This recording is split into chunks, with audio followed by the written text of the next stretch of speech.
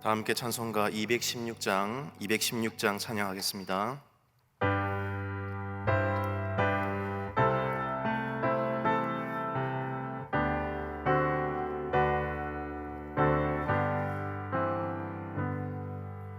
성자의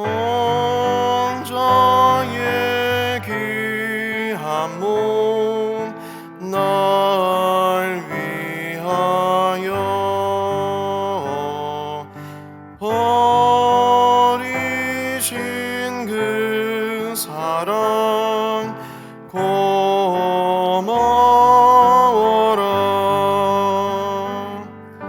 내 머리 숙여서 주님께 비는 말 너무어 주님께 바치리까.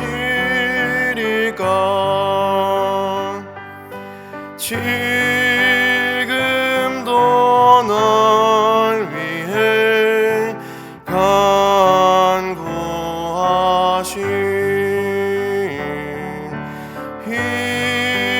이어튼 믿음이 없나니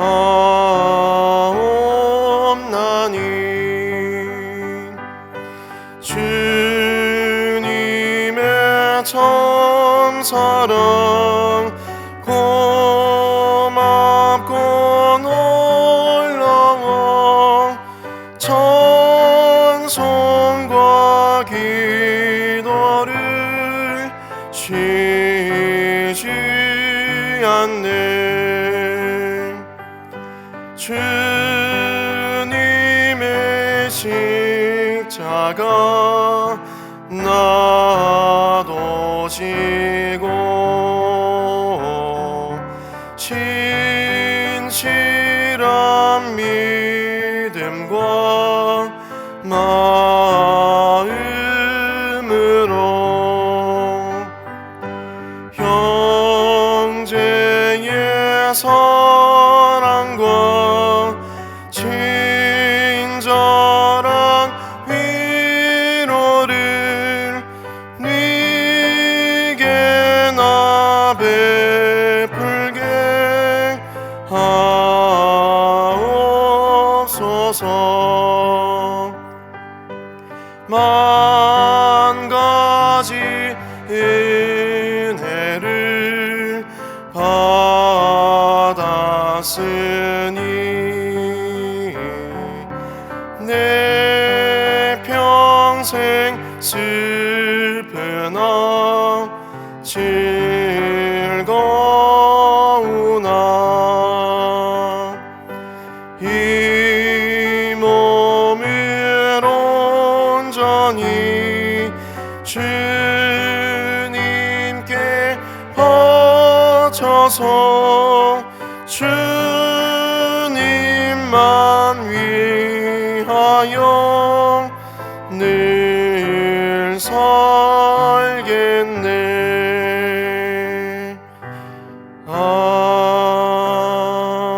아멘.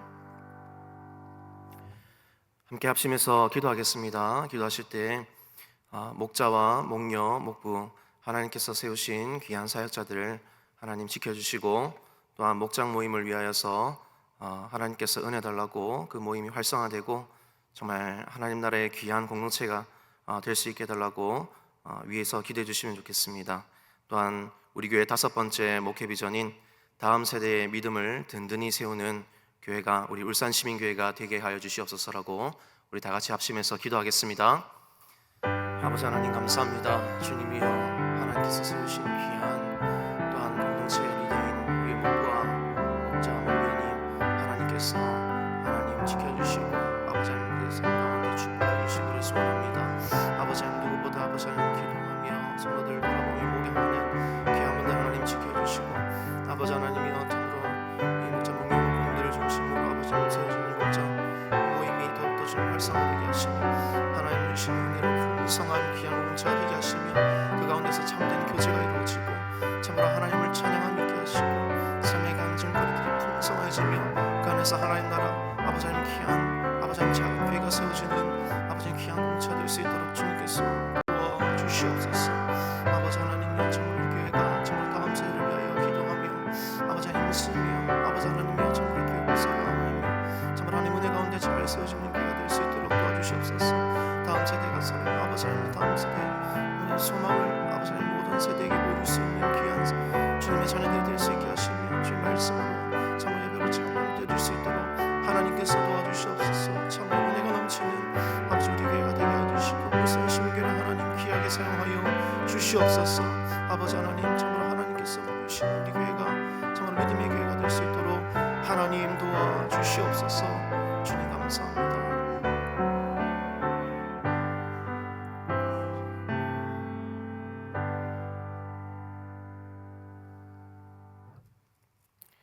새벽에 함께 살펴보실 하나님 말씀은 요한복음 13장 12절에서 20절까지 말씀입니다. 요한복음 13장 12절에서 20절까지 말씀, 요한복음 13장 12절에서 20절 한 절씩 교독하겠습니다. 그들의 발을 씻으신 후에 옷을 입으시고 다시 앉아 그들에게 이르시되 내가 너희에게 행한 것을 너희가 아느냐?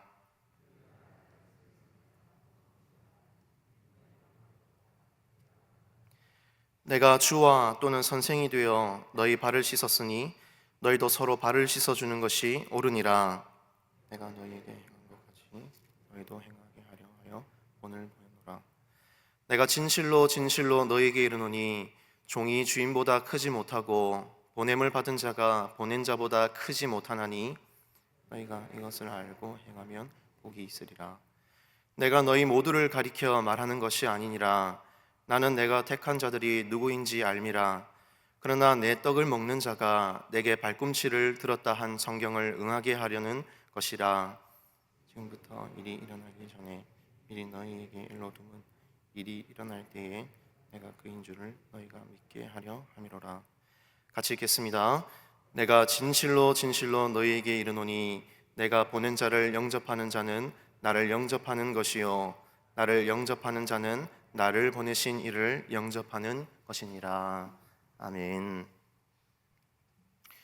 오늘 본문 말씀은 예수님께서 잡히시기 전에 제자들과 마지막 만찬을 가지시다가 직접 제자들의 발을 씻겨주시고 그렇게 하신 다음에 차근차근 말씀하신 그 이야기가 기록된 곳이 오늘 요한복음 13장 본문의 말씀입니다. 핵심되는 예수님의 가르침은 무엇이냐면 한마디로 말하면 이겁니다. 겸손하게 타인을 섬겨야 된다. 겸손하게 섬겨야 된다. 이 말씀을 제자들에게 하셨습니다. 여러분, 여기서 우리가 한 번쯤 생각해 봐야죠. 그러면은 섬기는 거는 우리가 오랫동안 신앙생활하고 배워서 너무 당연하게 아니까. 그러면은 겸손한 거는 뭘까? 겸손하게 섬기는 거는 뭘까? 여러분, 우리가 통상 겸손을 어떻게 생각합니까? 나 자신을 드러내지 않으면 겸손하다고 생각을 합니다. 그래서 누군가 나에게 칭찬을 했을 때 그것을 내가 부정하는 듯이 그렇게 하고 나 자신을 드러내지 않으면 겸손한 것이 아닌가 그렇게 생각할 수 있습니다. 그렇지만 그것은 절반만 맞는 것이죠. 나 자신을 드러내지 않는 것만이 겸손은 아닙니다. 국어사전에도 보시면 잘 이렇게 겸손의 뜻에 대해서 풀이를 해놓고 있습니다. 상대방을 존중하고 자신을 드러내지 않는 것, 그게 겸손이라고 그렇게 정의를 하고 있습니다. 성경에서도 말하는 겸손이 우리 주님께서 제자들과 우리에게 보여주시는 겸손이 크게 다르지 않습니다. 나 자신을 드러내지 않는 것뿐만이 아니라 상대방을 존중하고 상대방을 높여주는 상대방에 대한 태도, 그 태도가 어떠느냐에 따라서 내가 겸손하냐, 겸손하지 못하느냐, 그것이 판가름이 날 수 있는 것이죠. 여러분, 제가 학생 시절을 생각해 보면 제가 살았던 부산의 서동이라고 하는 동네는 못 사는 분들이 많이 살고 있는 동네였습니다. 그래서 제가 방학 기간에 집에 있으면요, 평일이고 주말이고 할 것 없이 저희 집에 문을 두드리는 사람이 많았습니다. 10중 8구 노숙하시는 분들이셨어요. 그래서 항상 돈을 얻으러 오시고 뭐 먹을 거 달라 하시고 하는데, 그럴 때마다 저희 집에는 항상 1,000원짜리가 가득하게 준비가 돼 있었습니다. 수시로 찾아오니까요. 그래서 올 때마다 1,000원짜리씩 이렇게 하나씩 드리면서 뭐 술 드시지 마시고 담배 사서 피지 마시고 뭐 먹을 거 사서 드세요, 라면이라도 드세요, 이렇게 하면서 도와드리고는 했습니다. 그 중에 한 분이 제가 기억에 남는 분이 있는데 이름이 아직도 생각이 납니다. 성은 기억이 안 나지만 순길이라고 하는 분이 계셨습니다. 딱 봐도 저보다 나이가 훨씬 많고 나이가 조금 든 청년이거나 장년이거나 그랬을 것 같아요. 근데 저랑 이렇게 마주 보더라도 자존심 같은 건 없습니다. 정말 불쌍한 행색을 하면서 말을 어눌하게 하면서 자기 이름을 항상 말하시는 분이셨어요. 목사님, 목사님, 순길이에요 하면서 굉장히 불쌍한 투로 막 목사님을 찾고 이렇게 하시는 분이 계셨어요. 그때마다 도와드리고는 했었는데 어느 날이었습니다. 제가 길을 가다가 우연히 이제 길거리에서 그분을 맞닥뜨렸어요. 제가 두 눈으로 똑똑히 봤습니다. 뭐냐면 이분이 다른 친구를 양옆에 이렇게 끼고 같이 걸어가고 계셨는데 말을 너무 또박또박 잘하시는 거예요. 너무 이렇게 술술술술 얘기를 하면서 가고 계셨고, 항상 걸음걸이를 쩔뚝이셨던 분인데 치유가 되신 건지 힘차게 걷고 계시더라고요. 그 모습을 보고는 그때 제가 학생 어린 마음에 좀 충격을 받았습니다. 그 노숙하시는 분의 이중성을 살면서 처음으로 겪어본 때였지 않는가 생각이 듭니다. 그러니까 그때부터 이게 속였다라는 생각을 하니까 이게 온전한 마음으로 그분을 대하기가 그 뒤부터는 좀 힘들어지는 거예요. 누군가를 섬겨야 되긴 하겠는데, 도와줘야겠는데 그 마음이 안 드는 겁니다. 나를 속이고 어쩔 때는 좀 비겁하게 하고 이런 걸 아니까요, 이제 그런 유의 분들을 보면은 도와줘야겠다라는 생각이 들기보다 편견이 먼저 생기는, 선입견이 먼저 생기는 겁니다. 비겁한 사람, 거짓말쟁이, 이런 생각부터 먼저 마음을 지배하니까 잘 되지 않는 겁니다. 여러분, 우리 주님께서 제자들을 섬기실 때 어떻게 섬기셨겠습니까? 사실 이런 노숙인들을 데리고 다니시는 거랑 아마 크게 다르지는 않으셨을 것 같습니다. 우리 주님께서 3년 동안 제자들과 함께 다니시면서 공생의 사역을 하셨는데, 여러분, 제자들이 어떤 사람이었습니까? 제자들 중에 일부는 예수님을 그냥 좋은 선생님들 중에 한 분 정도로만 생각하는 제자들이 있었습니다. 그리고 대부분의 제자들은요, 겉으로는 주님을 잘 섬기고 주님의 말씀을 잘 이해한 듯이 끄덕이고 다녔지만 그 속에는 주님이 계속해서 가르쳐 주셨던 하늘나라의 복음에 대한 이해는 없고, 나중에 예수님께서 이 로마라고 하는 강력한 나라를 몰아내시고 이 이스라엘의 왕으로 올라가시면 우리가 한 자리 차지할 수 있겠구나, 우리가 먹고 살고 권리를 좀 행사하면서 권세를 좀 행사하면서 우리가 떵떵거리며 살 수 있겠구나, 예수님을 이용가치 대상으로 생각하면서 따라다니는 제자들이 있었습니다. 예수님은 이 모든 것을 아시면서 제자들을 섬기셨다는 말입니다. 심지어는 가롯 유다라고 하는 이 제자가 예수님을 배신하고 예수님을 치고 때리는, 핍박하는 이 지경까지 만드는 그 사람이 가롯 유다라는 걸 아시면서까지도 모든 제자들을 품으시면서 함께 다니셨다는 것입니다. 그리고 오늘 본문의 앞에 보면 제자들의 발을 씻겨주시는 것이죠. 그렇게 하시면서 예수님이 14절, 15절에서 하신 말씀을 우리 잠시 보겠습니다. 14절과 15절 말씀에 보니까 내가 주와 또는 선생이 되어 너희 발을 씻었으니 너희도 서로 발을 씻어주는 것이 옳으니라. 내가 너에게 행한 것 같이 너희도 행하게 하려 하여 본을 보였노라. 그래, 너희들이 나를 선생님이라고 부르고 주님이라고 부르지 않느냐? 그래, 맞다. 나는 그렇게 불림을 받는 사람으로서 다른 사람보다 더 높은 위치에 있는 사람이라는 걸 예수님이 스스로 인정하셨습니다. 그렇게 하시면서도 본을 보였으니 그 본을 따라서 상대방을 섬겨라, 이 말씀을 예수님이 하시는 겁니다. 여러분, 사실 생각해 보십시오. 이 말씀을 들었을 때, 그래, 우리가 본을 받고 그 본대로 우리가 선을 행하는 게 맞다라고 우리 압니다. 그렇지만 어떻게 예수님처럼 저 사람이 악하다는 걸 알면서, 저 사람이 나를 배신할 걸 알면서, 저 사람이 비겁한 사람이라는 거, 도망갈 사람이라는 걸 알면서 어떻게 섬길 수 있습니까? 예수님이 중요한 예수님의 속마음을 이어서 알려주십니다. 여러분, 16절 말씀을 한번 보겠습니다. 16절과 17절까지를 우리 같이 한번 읽도록 하겠습니다. 시작. 내가 진실로 진실로 내게 이르노니 종이 주인보다 크지 못하고 보냄을 받은 자가 보낸 자보다 크지 못하나니 너희가 이것을 알고 행하면 복이 있으리라.